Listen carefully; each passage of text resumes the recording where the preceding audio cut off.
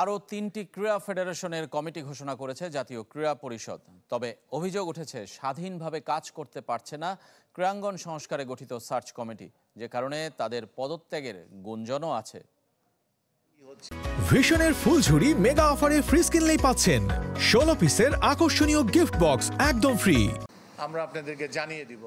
ক্রীড়াঙ্গন সংস্কারে গঠিত সার্চ কমিটির পরামর্শে এর আগে 21টি ফেডারেশন ও অ্যাসোসিয়েশনের কমিটি পুনর্গঠন করেছিল ক্রীড়া মন্ত্রণালয়। সে তালিকায় বৃহস্পতিবার যোগ হয়েছে আর্চারি, খো খো ও বেসবল। এটা বাংলাদেশের স্পোর্টসের উন্নয়নের জন্য। আর্চারি ফেডারেশনের সাধারণ সম্পাদক হিসেবে পুরনো কাজী রাজীব উদ্দিন আহমেদ চপলে আস্থা রেখেছে সরকার। সভাপতি হিসেবে বেছে নেওয়া হয়েছে জনপ্রশাসন মন্ত্রণালয়ের সিনিয়র সচিব ডক্টর মোখলেসুর রহমানকে।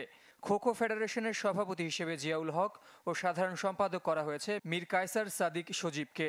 বেসবল অ্যাসোসিয়েশনের সভাপতি আফজালুর রহমান ও সাধারণ সম্পাদক তালহা Zubair. We are not a pressure group and we are not vulnerable to any pressure group. কিন্তু দুপুরে প্রজ্ঞাপন জারির পর শুরু হয় গুঞ্জন। এসব কমিটি গঠনে মানা হয়নি সার্চ কমিটির সুপারিশ, যে কারণে বিকালে সংবাদ সম্মেলনের ঘোষণা দেন সার্চ কমিটির আহ্বায়ক জোবাইদুর রহমান রানা।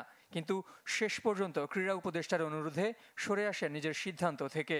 আরো দুইটা কমিটি দিয়েছে, দুইটা কমিটিতে আমাদের কোনো কমেন্টস নাই, কিন্তু আর দুইটা আমাদের কমেন্টস আছে। Major change. এটা কি সাধারণ সম্পাদক পদ নিয়ে নাকি আরো অন্যান্য পদ নিয়েও?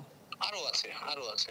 তবে অর্থের বিনিময়ে ফেডারেশন ও অ্যাসোসিয়েশনগুলোর কমিটি গঠনের অভিযোগ অস্বীকার করেছে জাতীয় ক্রীড়া পরিষদ, যদিও সার্চ কমিটির পরামর্শ উপেক্ষা করার বিষয়ে দিতে পারেনি যথাযথ ব্যাখ্যা।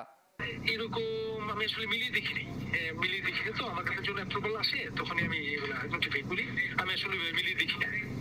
55 ক্রীড়া ফেডারেশন ও অ্যাসোসিয়েশনের অর্ধেকেরও বেশি এখনও অ্যাডহক কমিটি পাওয়ার অপেক্ষায়। জহির সাগর, চ্যানেল 24, ঢাকা।